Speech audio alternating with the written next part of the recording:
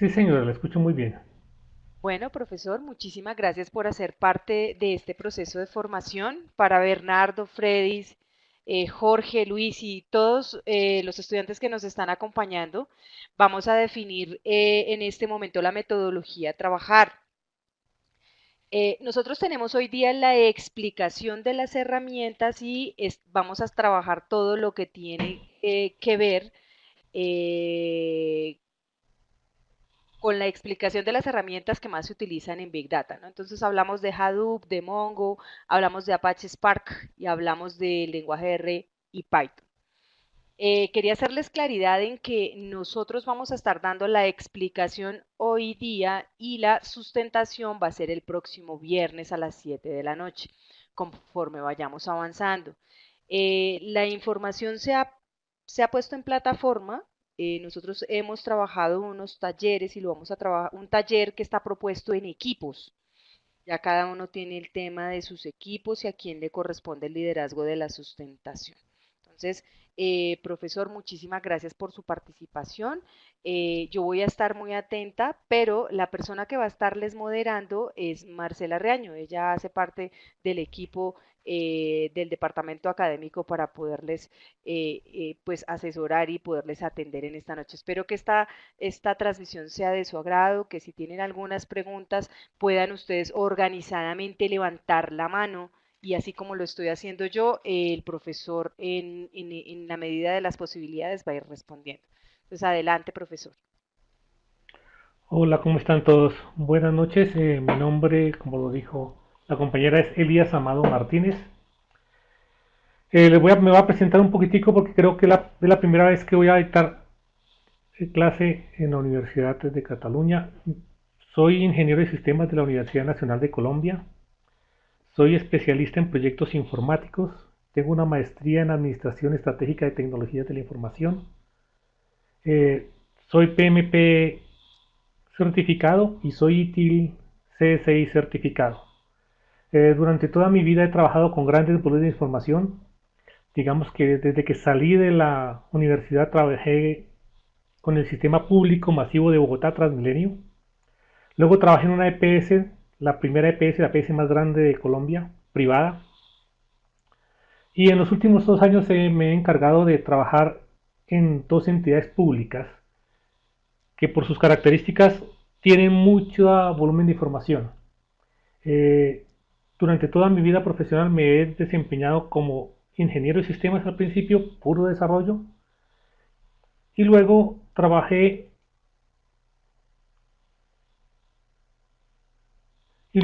un poquitico más en la parte de Data Warehouse, porque en ese momento era lo que estaba, para manejar la información se presentaban los Data Warehouse, y luego entonces involucré naturalmente en toda la parte de Big Data.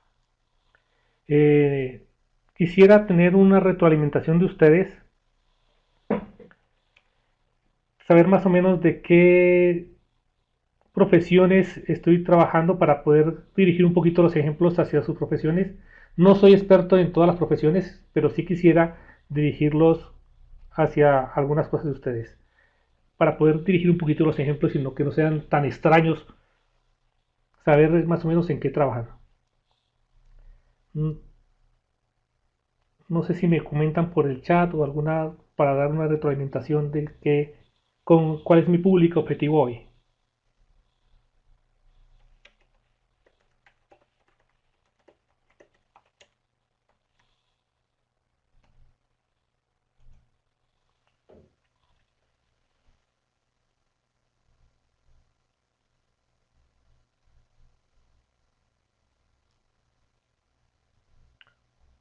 Ok,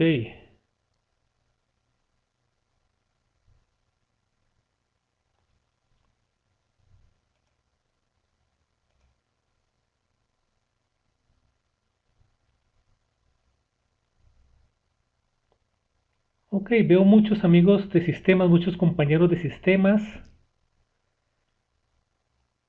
un ingeniero electrónico, un profesor de estadística y ciencias básicas nos va a ser de mucha utilidad, muchísima utilidad.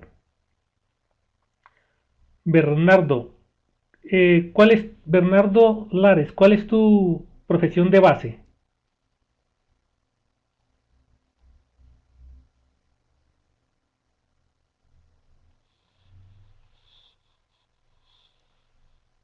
Ok, perfecto. Bueno, hoy vamos a hablar un poquito de herramientas. En la primera parte vamos a hablar de Hadoop y todo el ecosistema de Hadoop realmente. Luego vamos a hablar un poquito de Databricks y por qué escogimos Databricks. Y vamos a hablar un poquito de Python y por qué escogimos Python.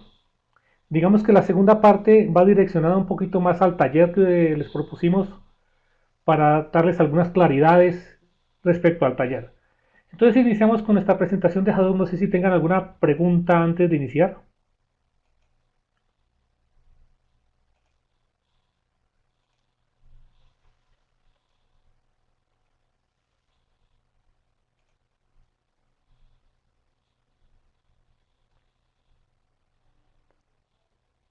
Quisiera saber si todos ya están viendo mi pantalla.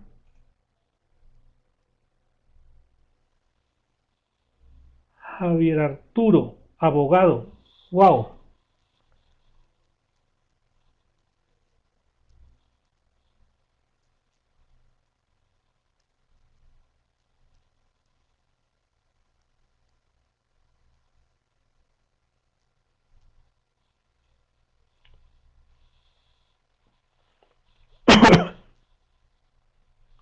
Le ruego un poquito de disculpas, estoy un poquito atoxipado, pero vamos a trabajar.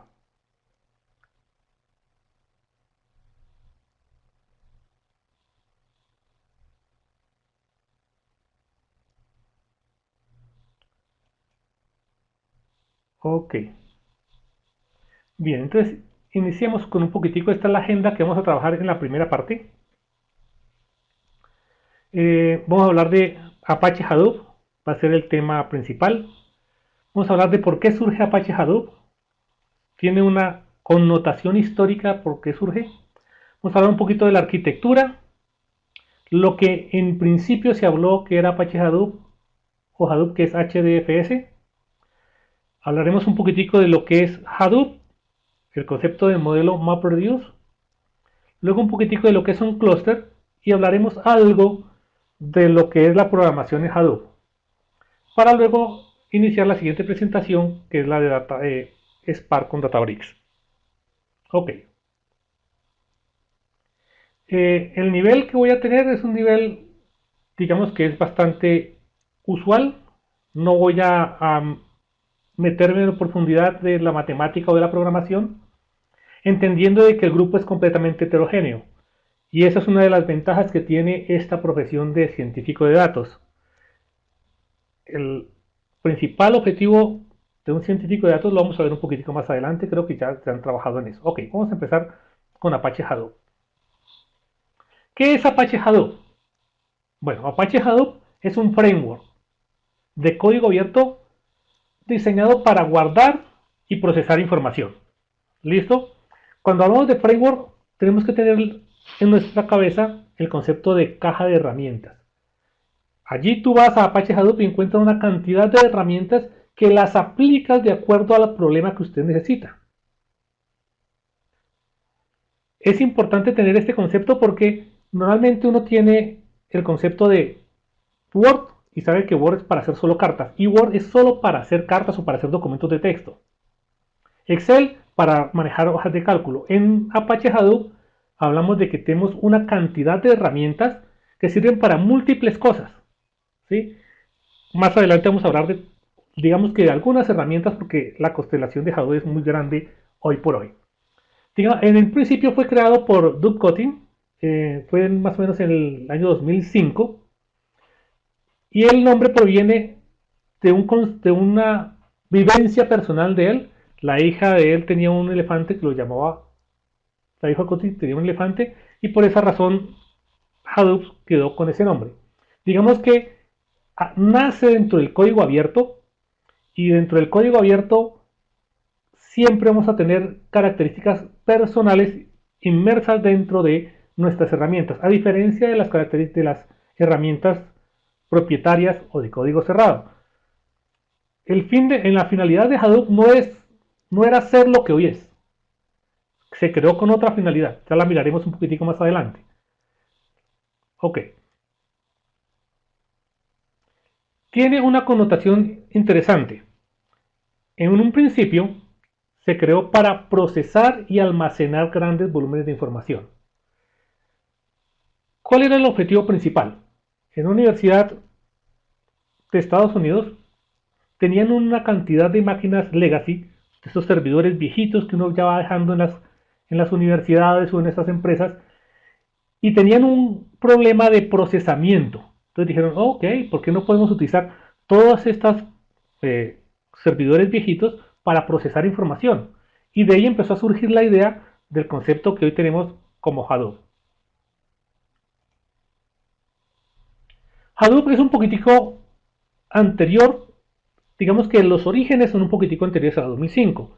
Google publica su primer artículo en GFS, que es el sistema de procesamiento de Hadoop de Google. Era el sistema que Google en ese instante tenía para procesar su información. Luego, digamos que en el mismo 2005, se encontró, ok, se encontró, quisiera hacer una pregunta. David Rodríguez me dice que se quedó sin audio. ¿Los demás tienen audio o se les perdió también?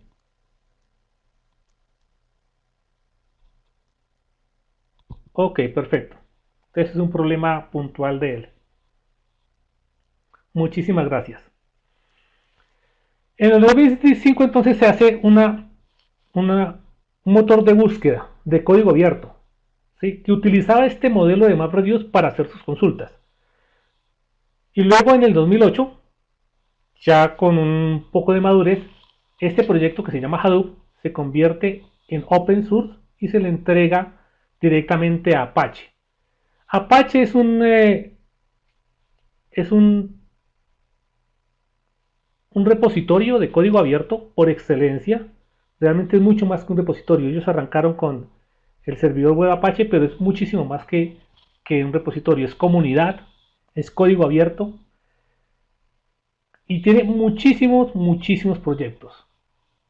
En el 2009 ya Yahoo empieza a utilizar Hadoop como su sistema principal para administrar todas las consultas y búsquedas y toda la información que ellos tenían, y logra ordenar una cantidad importante, 1 TB en el 2009, estamos hablando del 2009, 1 TB de información en solo 60 segundos. Ya a nuestros días Hadoop es la principal plataforma de Big Data hoy por hoy. Cuando estamos hablando de la principal plataforma de Big Data, estamos hablando de que más o menos del 80 al 90% de las plataformas de Big Data trabajan sobre Hadoop.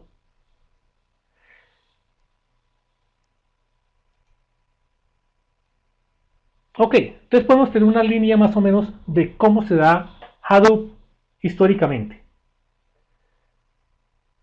Y Hadoop se da por una necesidad naciente de nuestra informática. Primero, perdóname un segundito. Ya teníamos mucha información, muchísima información, que no podía ser procesada en una única máquina. Teníamos el genoma humano y el genoma humano lo tuvimos durante mucho tiempo y no sabíamos cómo poderlo manipular. Entonces Hadoop surge por una necesidad técnica de poder manipular grandes cantidades de información. Y entonces se le dan muchos usos. Procesamiento de texto, Google, Yahoo, Facebook, procesamiento del genoma humano, minería de grafos, poder tener en un solo procesamiento todos los grafos, en un solo lugar todos los nodos y las conexiones. Y ahora último se le ha dado mucho trabajo al Machine Learning y a la minería de datos, al igual que el análisis de redes sociales. ¿Quiénes utilizan Hadoop? Pues aquí tenemos algunas de las organizaciones que utilizan Hadoop. Y estas organizaciones utilizan Hadoop como parte esencial de su procesamiento. ¿sí? No estamos hablando de que Bell o IBM o Facebook utilizan Hadoop para una, un proceso aislado, sino que lo utilizan como parte esencial de su procesamiento. Y ya vamos a ver por qué ellos decidieron que Hadoop era la herramienta o el grupo de herramientas que necesitaban para su procesamiento. Ok, ¿cuáles son los componentes de Hadoop? Hadoop tiene varios componentes básicos, digamos que son los componentes iniciales con los que nació Hadoop. Tiene una librería que se llama Hadoop Common, que es una librería común a todas las otras librerías. Más adelante vamos a ver qué cosas podemos encontrar dentro de estas librerías. Tiene un sistema distribuido de archivos, un file system. Nosotros, y esto casi siempre lo digo, tenemos en nuestro sistema, si estamos utilizando Windows, NTFS o FAT, ¿sí? Ese es nuestro sistema de archivos. Hadoop tiene un propio sistema de archivos que tiene una característica muy especial y es que es distribuida. Tiene un manejador de recursos que se llama YARN y tiene un modelo de programación que se llama MapReduce. Esas 4 componentes dieron origen a Hadoop, pero no son los únicos 4 componentes que se han realizado. Digamos que en el 2005 estos eran los 4 componentes por los cuales Hadoop se conoció, pero hoy por hoy son muchísimos más componentes. Esta bibliografía, esta pequeña slide que ustedes tienen ahí, es el ecosistema, digamos que uno de los ecosistemas completos de Hadoop. Sin embargo, hoy por hoy, si ustedes entran a esta dirección, entremos de una vez a esta dirección, a ver, perdóname. Creo que la debo tener abierta.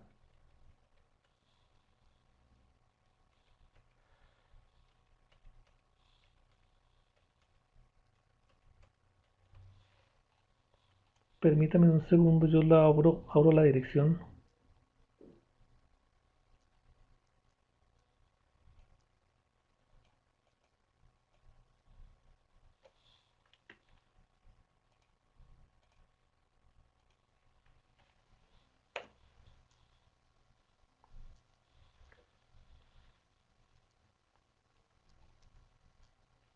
Estas son las herramientas que hoy por hoy Apache tiene para Big Data. Son cerca de unas 80 herramientas que tiene Apache para Big Data. Y esto es para decirles que esta diapositiva que tenemos aquí es simplemente una muestra de lo que en Hadoop puede tener. Entonces, ¿qué tenemos acá? No sé, ustedes pueden ver cuando yo muevo el mouse o ustedes no pueden ver cuando mueve el mouse. Quisiera saber. Ok, perfecto. Muchísimas gracias, William. Tenemos lo inicial, que es el HDFS, ¿sí? Que fue como arrancó Hadoop, ¿sí? Que es el sistema distribuido de archivos. Ya miraremos un poquitico más adelante de qué se trata este sistema distribuido de archivos. Sobre este se construyó YARN o MapReduce versión 1, ¿sí? Que es un sistema de procesamiento que utilizaba esta información que estaba en este sistema de archivos. Luego, sobre él se colocaron muchísimas otras herramientas, cada una con un propósito particular. Entonces, si escogemos de izquierda a derecha está Flume, que sirve para recolectar información en streaming. Luego está Zookeeper. Zookeeper, que es un coordinador de memoria, un coordinador de tareas, ¿sí? Está Scoop, que sirve para extraer información de cualquier base de datos relacional o cualquier archivo. Todo eso va directamente a HDF. Está OC, que es un manejador de flujos de trabajo.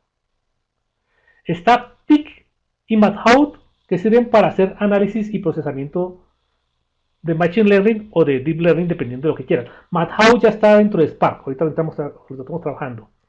Hay conectores para R, existe Hive, que es una base de datos SQL, y existe IceBase, que es una base de datos no SQL, y todos estos son nativos para Hadoop. Pero no solamente esto, existen muchísimos más. Y encima si ustedes se van directamente a lo que es Apache Hadoop, el, el open source como tal, está Ambari, que es un manejador del clúster.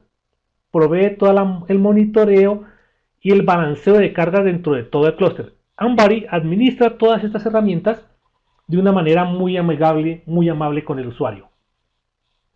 Entonces nos damos cuenta que Hadoop no es una sola cosa, sino son una gran cantidad de herramientas. Es un framework de herramientas que sirven para una u otra cosa dependiendo de lo que nosotros queramos hacer.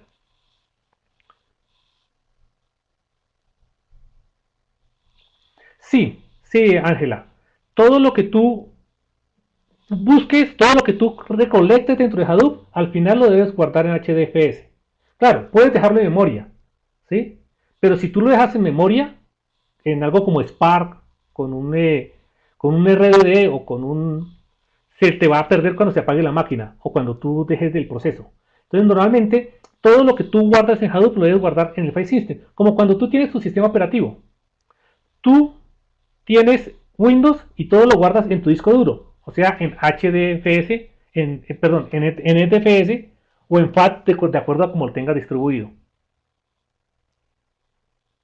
Sí, todos los módulos que vamos a ver aquí son open source. Existen muchos que no son open source, ¿sí? Pero la mayoría de cosas en Hadoop son open source. Existen algunas empresas que lo que venden es todo el paquetico armado, pero lo que ellos se dedican es a coger cada una de estas herramientas y armar una gran producto, pero son todos open source, todos son open source. Algo que no les había contado, no tengo problema en que me hagan las preguntas, yo si las sé, las puedo ir contestando. ¿Listo? Y al final vamos a tener nuestra sección de preguntas como siempre. Ok. ¿Por qué nació Hadoop? Ya vimos que es una gran constelación de muchas herramientas, que todo se debe guardar en HDFS, que tiene muchas cosas para muchas herramientas para muchas cosas. Pero ¿por qué nació Hadoop? Hadoop nace por una necesidad. La primera necesidad es que los modelos computacionales actuales tienen problema cuando se escala a gran escala. Uy, es una redundancia. Tienen limitaciones para manejar grandes volúmenes de datos. ¿Sí? Todos, absolutamente todos. Digamos, tenemos un oráculo. Ok, si tú tienes un oráculo y colocas una tabla con unas, digamos, pequeña, de 50 columnas y digamos unos Oracle, digamos 40 millones de registros, Oracle se degrada por completo. Bueno, digamos no, tengo SQL Server. SQL Server es un poquito más malo que Oracle y digamos que si tienes unos 10 o 12 millones de registros, se degrada por completo. ¿Qué significa degradarse por completo? Para los compañeros que no son ingenieros de sistemas. Significa que la consulta se demora muchísimo. Tú vas a buscar un registro y tienes que empezar a indexar casi que por cada una de las consultas que tú vayas a hacer. Eso implica que cada vez que tú quieras buscar más información o le insertes más información a esa tabla, tienes que hacer crecer su máquina para que esa respuesta sea aceptable en un tiempo aceptable. ¿Cuál fue la otra motivación para que naciera Hadoop? Había un paradigma que se llamaba grid computing. Es un poquito viejito y ese significa que podía usted hacer computación en una grilla de computadores. O sea, colocaba unos computadores, los unía en un grid y podía decir, este nodo de este grid puede hacer una determinada tarea. Y había otra que se llamaba computación distribuida. Esta computación distribuida nació más o menos en los años 90, 80.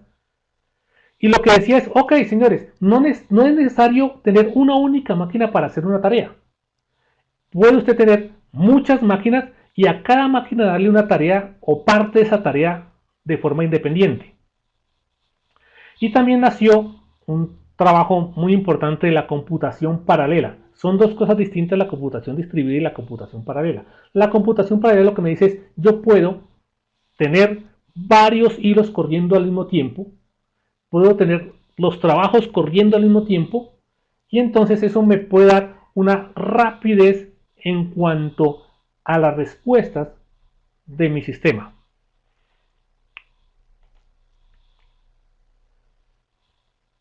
Hubieron varios paradigmas que sostuvieron de alguna manera nuestros sistemas de información antes que naciera la computación a gran escala. Siempre, y creo que es algo que nosotros nos hemos dado cuenta, nuestra información es relativamente pequeña. Nuestra información cabía en un motor de bases de datos, cabía en un computador, ¿sí? Digamos que podíamos comprar un servidorcito y sobre ese servidor se podía trabajar toda nuestra información, ¿sí? Y los cálculos complicados pues los dejábamos trabajando en batch, en la noche, y no era tan importante o tan relevante tener esa información inmediato. Entonces, digamos, yo tenía un inventario, entonces iba actualizando el inventario en línea y el cartes lo dejaba en la noche a procesar y al otro día estaba perfectamente trabajado el cartes, ¿sí? Pero resulta que los avances tecnológicos y que los avances de la información crearon un gran volumen de información que ya en estas máquinas que nosotros tenemos, en estos servidores que nosotros tenemos, no es posible procesarla. La computación creó y también creció y también creó unos nuevos computadores mucho más robustos, mucho más fuertes. Este es un computador que en su momento fue el mejor computador que se estaba. Yo vi aquí en Colombia un solo computador de estos, no hubo más, pero tenía unas capacidades para su momento monumentales. Eso fue en 1982. Pero era un único computador y cada vez que nosotros necesitábamos algo más, entonces toca comprar un computador nuevo. Ok. Tenemos un gran inconveniente y es que la CPU tiene un límite y existe la ley de Moore que dice que la integración de los circuitos, dependiendo de la cantidad de años, se aumenta mucho y lo vemos cada día. Ya primero teníamos un solo procesador, un single core. Nuestro PC tenía un único procesador, pero ya el procesador quedó pequeñito y no pudimos agrandar la velocidad de procesamiento. Entonces, ¿qué es lo que hicimos? Colocamos 3 o 4 procesadores en un mismo chip y se los colocamos al mismo computador. ¿Qué es lo que está sucediendo? Nosotros, los usuarios, requerimos una gran cantidad de cómputo. Son necesidades que nosotros tenemos y la industria tiene que de una u otra manera responder a esas necesidades que nosotros tenemos. Aquí nosotros entonces tenemos que las CPUs van creciendo, pero tienen limitada la velocidad. Esta es una gráfica que nos muestra cómo es que esta limitación en la cantidad de procesamiento se va dando. Pero llega un momento en donde no puede crecer más. Y al no poder crecer más, entonces necesitamos una respuesta técnica a esta posibilidad de crecimiento. ¿Y cuál es esta respuesta técnica? Los sistemas distribuidos. ¿Qué son los sistemas distribuidos? Pues colocar no un computador, sino muchos computadores apilados y poder desarrollar nuestro software para que cada uno de esos computadores trabajen una parte de nuestro problema. Y entonces surgen los sistemas distribuidos que nosotros conocemos hoy por hoy. Ya no se puede procesar todo en una única máquina. No, toca procesarlas en muchas máquinas. Pero el usuario no tiene por qué saber que son muchas máquinas las que están trabajando. Para él debe mostrársele como una única máquina. Y eso es un reto tecnológico bastante importante.